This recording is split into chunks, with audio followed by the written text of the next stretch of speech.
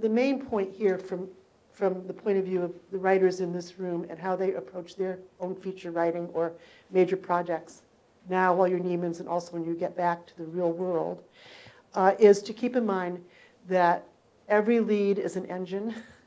It's the engine that carries what comes after it. So you want your leads to be to serve that function above all, and that every piece of writing is a journey. So I'm going to sit down in 1 second. I'm going to make this one other point before I do, which is that when I was writing this story, my other editor, Doug Balls, who his brother Dan Balls works at the Washington Post. Doug died in January, unfortunately.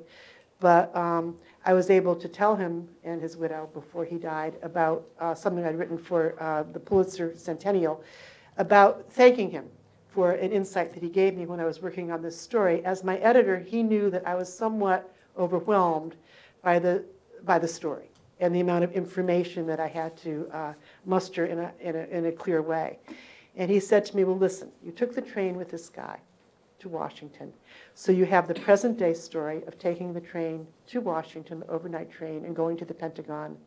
And then you have the story of his story of what had happened in the past.